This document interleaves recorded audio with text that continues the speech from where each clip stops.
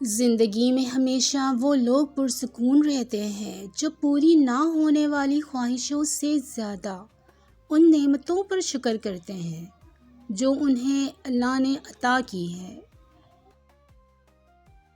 جب آپ اللہ کی جانب بڑھتے ہیں تو منزل آپ کی توقع سے بڑھ کر آسان ہو جاتی ہے کہ یہ واحد فاصلہ ہے جو آپ کو اکیلے نہیں کرنا پڑتا، بلکہ رب ذوالجلال آپ سے کئی زیادہ تیزی سے آپ کی جانب بڑھتا ہے۔ مکھی کو کیوں پیدا کیا گیا؟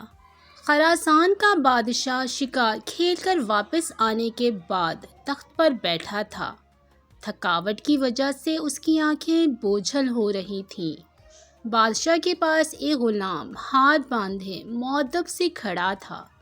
بادشاہ کو سخت نیند آئی ہوئی تھی، مگر جب بھی اس کی آنکھیں بند ہوتیں تو ایک مکھی آ کر اس کی ناک پر بیٹھ جاتی تھی، اور نیند اور بے خیالی کی وجہ سے بادشاہ غصے سے مکھی کو مارنے کی کوشش کرتا، لیکن اس کا ہاتھ اپنے ہی چہرے پر پڑتا تھا اور وہ بڑبڑا کر جاگ جاتا تھا۔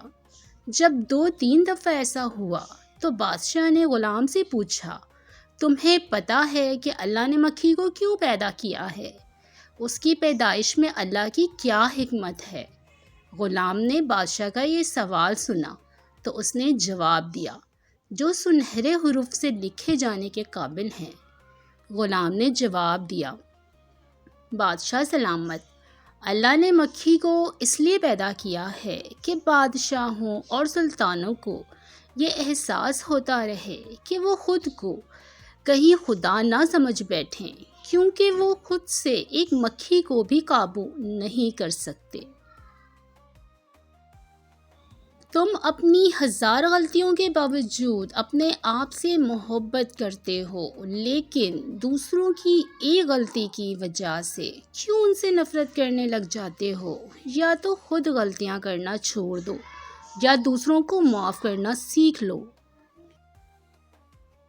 2 چیزیں لوگوں میں ایسی ہیں جو کہ کفر ہے: حسب و نسب میں طعنہ زنی کرنا اور میت پر نوحہ خوانی کرنا۔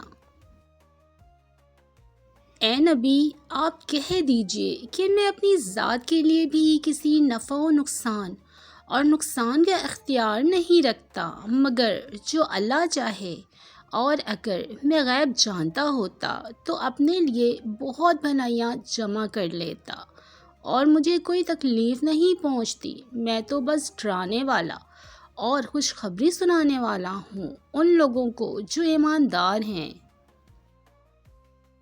نماز ہر اس انسان کے لیے تحفہ ہے جو اللہ سے محبت کرتا ہے۔ اللہ رب العزت ہمیں بھی پابندی سے نماز پڑھنے والوں میں سے بنائے۔ اللہ تعالیٰ کا ارشاد ہے کہ میں نے اپنے نیک بندوں کے لیے وہ چیزیں تیار کر رکھی ہیں جنہیں نہ آنکھوں نے دیکھا، نہ کانوں نے سنا، اور نہ کسی انسان کے دل میں ان کا کبھی خیال گزرا ہے۔ دوسروں کے لیے اچھا سوچو گے تو اللہ سبحانہ و تعالیٰ تمہارے لیے راستے بنا دے گا اور مشکلیں آسان کر دے گا۔ دنیا کے لیے آخرت برباد نہ کرو، کسی انسان کو خوش کرنے کے لیے اللہ کو ناراض نہ کرو۔ اذان کے 1760 حروف ہیں۔ اذان خاموشی سے سننی چاہیے۔ اذان کے ایک حرف کے بدلے 1500 نیکیاں ملتی ہیں۔ مکمل اذان سے 24,40,000 نیکیاں ملتی ہیں۔ سبحان اللہ۔ جن لوگوں کی زبانیں ہمیشہ ذکر الہی سے تر رہتی ہیں وہ مسکراتے ہوئے جنت میں داخل ہوں گے۔ جب تیری نیکی تجھے خوش کرے اور تیری برائی تجھے رنجیدہ کرے تو مومن ہے۔ یہ نہ سوچو کہ اللہ تمہاری دعا کو فوراً قبول کیوں نہیں کرتا، یہ شکر کرو کہ تمہارے گناہوں کی سزا فوراً نہیں دیتا۔